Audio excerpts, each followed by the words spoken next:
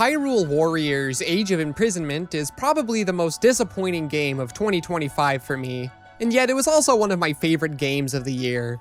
I certainly had a fun time with it and found the overall package really solid, but there were also a lot of things that kind of annoyed me. Needless to say, my feelings on Age of Imprisonment are complicated. There have been games that had flaws that I was able to enjoy in spite of said flaws. Heck, just 5 months prior, we got Mario Kart World. Yet this game feels very distinct from other flawed works that I was able to enjoy. I found myself kind of liking some of those disappointing aspects in a way, and I suppose it wasn't as bad as I was expecting, but I also really don't like that these things are even there to begin with. A lot of it has to do with the story. Now I'm one of the 5 people on planet Earth who doesn't really have a problem with Tears of the Kingdom's story, though I wasn't exactly clamoring for more. Not like I was going to dismiss this game because I'd already seen it. That's a lame mindset to go into for any prequel. Honestly, just getting more of this world in general seemed pretty cool to me. But the way that they chose to go about making a prequel is strange, to say the least. I guess I just don't really vibe with what they chose to focus on. They don't really shed light on anything that would have enriched world building, for instance. Like, we never get to see what the villages looked like in the past. We never visit any of the dungeons outside of the Stormwind Arc, which feels weird considering Tears of the Kingdom implies the Gorons used to live in the Fire Temple. Like, why don't we get to see that? There's a 6-month time jump where we don't get to see the world or what it was like prior to Ganondorf stealing the Secret Stone. That was the one thing that I wanted to see more of than anything, and it's where we spend the least amount of time. Not helping things are the characters. The sages are the least compelling of the 3 sets of races who team up to beat the bad guy across the Wild era. It's like the further back in the timeline we go, the less interesting these guys get. They aren't necessarily bad, but honestly, outside of Artie, I didn't really connect with them that much. There's not a whole lot to them. Ultimately, it's hard to not still see them as anything more than just being the ones to pass their secret stones on to their successors, and not much more. Primarily seeing them only after the war starts and not what life was like before the imprisoning war does a great deal to lessen their impact in my mind.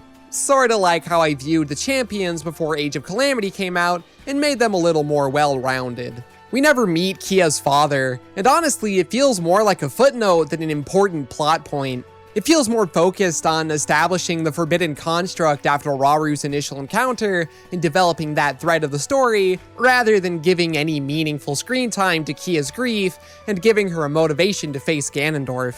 I suppose it's interesting to get to see a parallel between Kia and Sidon, but honestly Sidon's fear of losing Yona is a lot more compelling because we actually get a sense of his loss. It feels more central to his arc since we also got to see stuff between him and Mipha. Agriston is a Diet Daruk. I guess he is a bit more chill than the average Goron, but that's kind of all his personality boils down to. Arafika is there. He's like Rivali, but without that punchable pompousness that made me enjoy him, since he wants to be friends with everyone. I like his interactions with Calamo, I guess. Makes the world feel somewhat lived in. Artie is the most interesting of them. It's nice to get some focus on a rebel Gerudo standing up to Ganondorf and how they go about that. Something I always felt we could have seen more of ever since Ocarina of Time, really. I feel like that concept does a lot of the heavy lifting though, as outside of that, I find her to have a very similar character to Riju. I think the latter is more interesting though, because she's a child who's been tasked with leading her people, rather than being forced into that position because she did a good job thus far against Ganondorf. I don't know, I just kind of vibe with the youth angle more. Then there's Zelda. This is what I was most intrigued to see, because not only was her journey already generally covered in Tears of the Kingdom, but because her entire journey is inherently connected to Link's, and by cutting him out of that story, I wanted to see if they would find a way to fill that hole. The answer is that they didn't. Even though it is neat to see Zelda's role in the imprisoning war and getting to interact with a whole new set of characters, the fact of the matter is that her entire journey is kind of cut out of the story. The entire purpose of why she even went back in time to begin with plays no part in this narrative. Her entire journey is about trying to find a way back to the present to reunite with Link, only to learn that there never really was a way for her to get back. There was never going to be a reunion. The entire point was to sacrifice herself by becoming the Light Dragon to give Link what he needed in order to beat the Demon King once and for all. This then ties into the theme of connections in Tears of the Kingdom, in that because she was willing to sacrifice her very identity as a person, not just for a cause, but specifically for someone she cared about and built a strong relationship with, she is allowed to return to her Hylian form.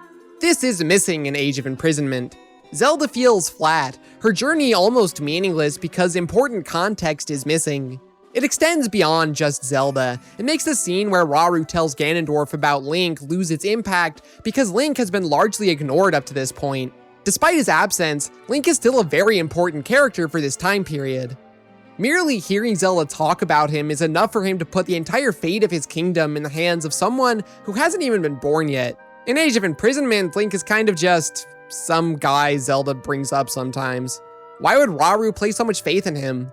It's more like relying solely on Link's reputation as a historical footnote, while in Tears of the Kingdom, he's trusting the deep connection he shares with Zelda and how highly Zelda speaks of him. A counter-argument would be that this game expects you to have played Tears of the Kingdom and know its story. I think this is a dumb argument because 1, it is fair to judge media both in a vacuum and outside of one.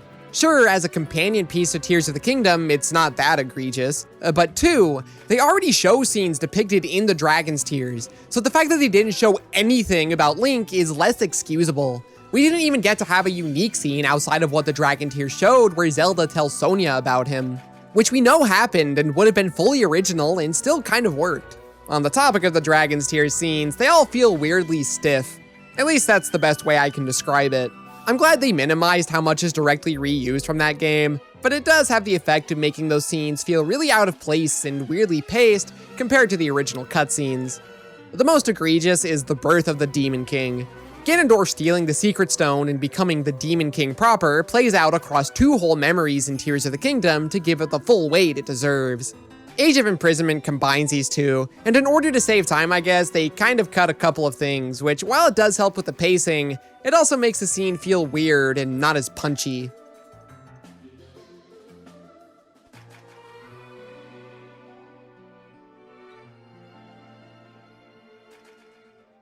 I've done a lot of complaining, so let's spice it up by talking positively for a bit. One thing I actually like is how the game ties together ideas and themes from across the previous 3 games, and while narratively and chronologically it isn't the finale, it does feel fitting as one last hurrah for the Wild Era before we move on to the next thing.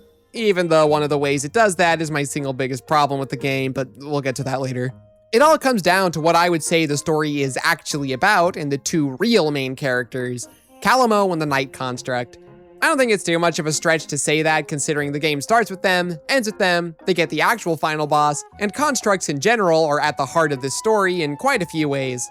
Also, while writing the script, an interview came out where Fujibayashi straight up says that the Night Construct is the main character, so there's that too. Calamo is one of my new favorite Zelda characters. He's a silly little Korok on a mission to find the perfect place in Hyrule to set down roots and grow into a tree. Along the way, he finds a mysterious construct who he quickly befriends.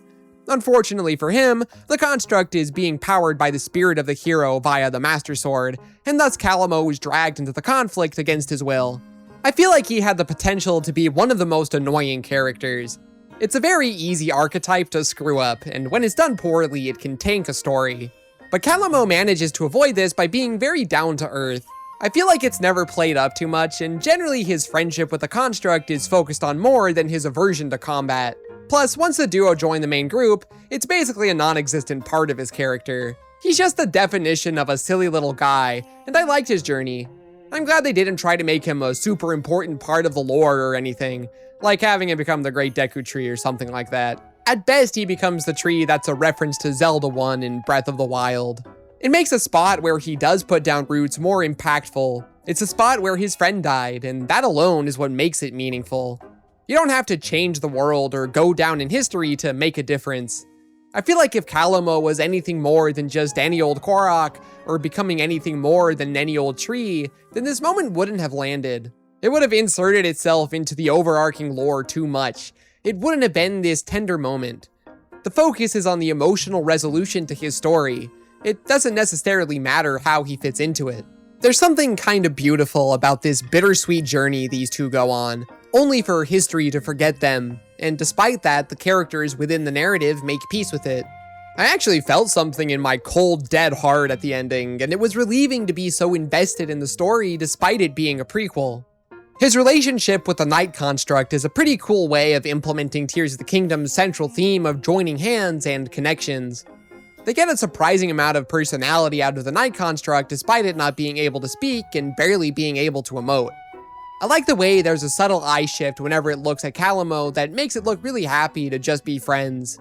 I like how all the different parts of its body seamlessly flow around and twist as it moves and performs special attacks. I feel like it's a cool blend between Link and his aura, and Fi and her vibe. That's the best that I can put it. More than that, however, the Night Construct is the central linchpin that effectively ties all 4 of these Wild-era games together thematically. From Age of Calamity, we have the story center its focus on a robot who allies itself with the heroes, and its twin, who allies itself with the villain. From Tears of the Kingdom, we have themes of connection and joining hands. And from Breath of the Wild, we get a reflection on technology. The ultimate message is that technology isn't bad, it's just a reflection of the one using it. Honestly, I kinda wanna make a video on the overall thematic journey of the entire tetralogy in the future, so I won't go into too much depth here so I don't end up repeating myself. Breath of the Wild didn't have as much of a focus on the person specifically using the technology, rather what it was used for. Meanwhile, Age of Imprisonment is the other way around. Rauru calls explicit attention to this. The Forbidden Construct is a reflection of Ganondorf and his character, and the Night Construct is a reflection of Link and his character.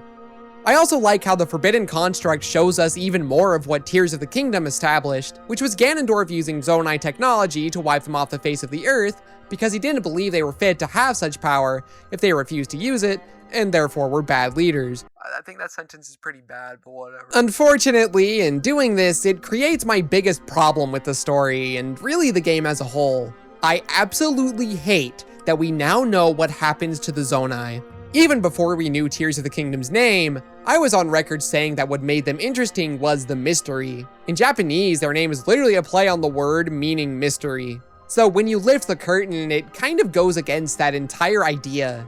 Tears of the Kingdom was already skirting the line, but I think they generally avoided showing too much. They balanced showing us more of the Zonai culture by raising enough new questions that I was able to accept it. There's something that sucks the wind out of my sails knowing that we have an explanation now, though. The Zonai aren't really fun anymore. The problem isn't that the answer wasn't satisfying, it's that there was an answer to begin with. I guess it's neat that they are thematically tied to the ancient Sheikah now. You know, there's something kind of neat about making them parallels of each other, and it was arguably the best way to pour salt in the wound. But so much of the magic that made me love the Zonai is lost now. We still don't have all the answers, but the question of what happened to them was the single most compelling mystery. It was fun discussing it. Now, boiling it down to nothing more than a thematic parallel, I don't know, it just doesn't sit right with me.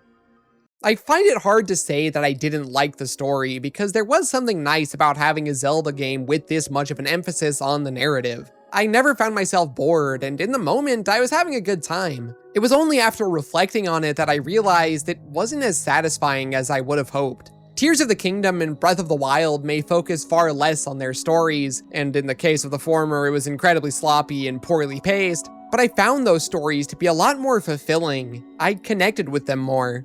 I know that's not a popular opinion, but I can't deny that I was more invested in those two. I really liked Calamo and the Night Construct's journey, and it was about on par with the mainline games, but that's merely a slice of the overall story. I just wanted more. In terms of gameplay, I found that for better and for worse, it's more Age of Calamity. I probably would have found it more refreshing if I didn't do a 100% run of that game immediately beforehand, but it still wasn't repetitive or monotonous enough that I didn't do the same for this game. Honestly, I found that the heavy emphasis on story and the large number of cutscenes broke up the gameplay a lot more and made it feel a lot less monotonous. Which is helpful because in some ways I find that the overall battlefield strategy is non-existent. Each progressive Hyrule Warriors game has reduced the importance of the map and the outposts. It's the one area I think the first game is superior to its sequels in. There was an overall strategy that you had to employ in each battle. This importance has reduced substantially with each entry. Age of Calamity shifted to more of a focus on the fighting itself. It made up for this though by giving a bit of variety in your missions. Stuff like escorting someone or protecting an outpost or not getting hit, etc. In Age of Imprisonment, the outposts are completely worthless, and more often than not, it feels like there's not much more to any given level outside of just going from one marker to the next. And there really isn't that much variety in the missions to break it up like Age of Calamity had, that makes up for the lessened focus on the outposts. A couple of the stages in the updates have a bit of variety, like collecting as many postals as you can within the time limit, but unfortunately, stuff like this is just not as prevalent as I would like.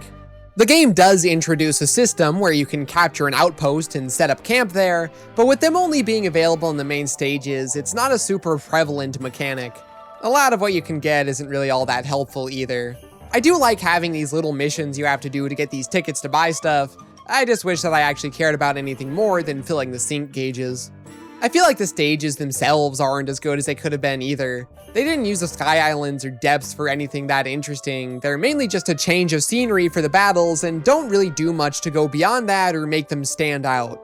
I also found it really weird how only 2 stages in the game have these moments where you're forced to slow down and observe the environment as you make your way to the main stage. They were kind of immersive, and I would really have liked if they had done a bit more with that.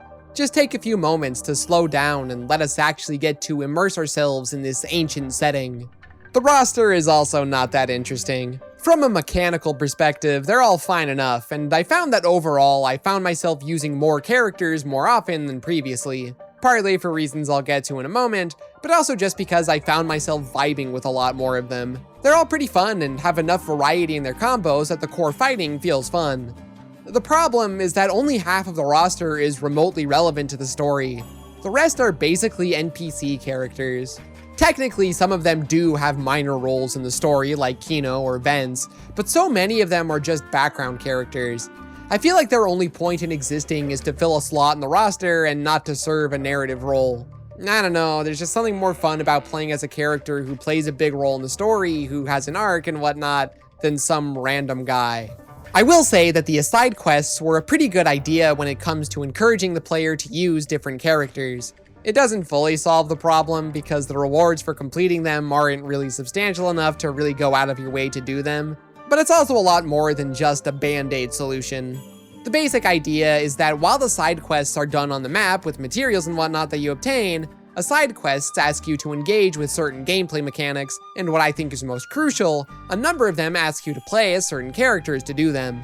It just provides a nice framework to encourage engaging with all of the characters, which is especially important with how aesthetically bland the overall roster is. I don't like how repetitive some of them are, especially the ones that ask you to break a certain number of boxes or open a certain number of chests, and quite a few characters ask you to do the same thing. Since it's not guaranteed that you'll have these different characters' quests line up, it can lead to a lot of irritating repetition, especially if you have a good chunk left to do after you've done most of the game, which leads you to replaying the same stage over and over again. Despite those gripes though, I do like the concept and hope it gets fleshed out more in the future. I think that the core combat of the game is the most compelling it's ever been in Hyrule Warriors. What it lacks in overall battlefield strategy, it makes up for in being the most engaging when it comes to the core gameplay. Opening enemies up has always been a core part of each game, and I think that Age of Imprisonment makes this process of opening the enemies up the most fun it's ever been. Every strong foe has a charge attack, an aerial attack, a defensive attack, and a projectile attack. Rather than using a singular rune to counteract this, each character has a specific attack that can counter these. More importantly though, they aren't telegraphed as obviously as they were in Age of Calamity. This makes looking for the tells and acting as quickly as possible more satisfying. They even improved the flow of combat with the Zonai devices that can also counter these attacks. However, using them will drain your battery. They improve the flow of combat without completely removing the strategy. Now you have to ask which is better to use in whatever given situation. Zonai devices can also interact with each other in creating elemental chains. I really like creating tornadoes with the fan and whatever emitter works best for the given situation. You can also use a hydrant in combination with a shock emitter or frost emitter to instantly shock or freeze a large group of enemies. It's a fun system to play around with, and it spices up the combat in a satisfying way. Sing Strikes are one of the biggest additions, and I love them. Not only is it a fun way of incorporating Tears of the Kingdom's central theme of joining hands into the gameplay, it's also just a really fun way of dealing a lot of damage. It encourages you to switch between characters to build up the sync gauge between them so you can do a little combo attack where the two characters work together. There's just something satisfying about it. I like how it encourages you to play as multiple characters and constantly switch between the characters and decide if you want to split them up to cover more ground, or keep them close by so that you can deal big damage to more powerful enemies. Special attacks do feel downplayed quite a bit in comparison, but I think it's a good change. They're mainly just there to stagger the enemy rather than doing a ton of damage, which makes sense since otherwise it would undermine the sync strikes. Age of Calamity had these stages where you controlled the divine beasts, and I really didn't care for them and found that they pretty consistently brought the mood down every time I had to play one. Thankfully, Age of Imprisonment doesn't have this same problem. Instead, you have these Star Fox-like sections, and they're pretty good. It's fun to fly around and use the Zonai devices you collect to shoot down the enemies, and the spectacle of flying around through the Sky Islands is pretty fun. Don't really have any deeper commentary than that, other than maybe wishing there were more of these stages in the game. Unfortunately, the map system from Age of Calamity returns here, a static menu where nothing that interesting happens. I feel like using this instead of a proper little hub area is more wasted potential than even Age of Calamity. Why even set the game in the past if we barely get to see any of it? A couple of hub areas that you'd get to explore would help the world feel more alive, and it would make doing the quests feel less repetitive, as well as let us get a better feel for the past. A lot of the time, it barely even feels like we're in an ancient setting. I really do not think that the game takes full advantage of it. On that note, I guess I'll talk about the presentation. Don't have too much to say here. Going from Age of Calamity to this is a transcendent experience, locked 60 FPS at basically all times. I did notice in handheld that it would drop a bit, but it is a very stable and smooth experience basically the whole time. The cutscenes have the same bitrate issues as Tears of the Kingdom, which are noticeably low, and the frame rate is halved. It's not the end of the world or anything, but it does make a lot of the cutscenes jarring in comparison to the gameplay. I guess it's also a little surprising given that the game is already 45 gigabytes, and at that point I have to wonder if the limitations were really all that necessary if the game ended up being gigantic anyway.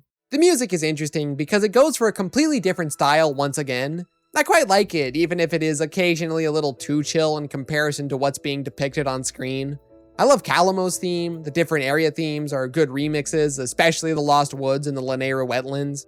The main theme is probably the weakest out of these four, but it's grown on me a bit since launch. I really like how they incorporate the main motif of Tears of the Kingdom into it. It adds a bit more connective tissue to that game than Age of Calamity did with its main theme. I guess my overall thoughts on Age of Imprisonment would be that it's my favorite game that doesn't really justify its existence. I do not think that it is a good prequel to Tears of the Kingdom. It doesn't flesh out the world in an engaging way or provide a good opportunity to see that world. We really don't get a good feel for what life was like in the past. It demystifies one of my favorite aspects of the Wild Era story by giving an answer to the most interesting question it posed. Zelda's arc feels hollow because the game downplays her connection to Link, which was pivotal to her journey in Tears of the Kingdom. But it's also the most fun I've had with a Hyrule Warriors game, and was certainly a highlight of the year. Despite not being the game I wanted, I appreciate Age of Imprisonment for what it is. But it's difficult to not see it as a bit of a wasted opportunity all the same. I don't know, maybe it's just because I'm over the Wild Era of Zelda in general. I love these games to pieces, but Zelda feels like it's in a bit of a rut. An enjoyable one, but still a rut nonetheless. We have spent so much time in this iteration of Hyrule with these iterations of Link and Zelda that it's hard to not yearn for something more. The future of Zelda as a series is a discussion for a later day, but for now I think that Age of Imprisonment is a game that wraps things up in a neat little bow on this story, but it also doesn't wrap it as nicely as I would have liked. Maybe when we finally get a fresh legend for the series to explore, I'll be able to sort through my feelings on it a bit better. For now though, I guess I'll just have to accept that my feelings for this game are complicated, and they probably will be for a while.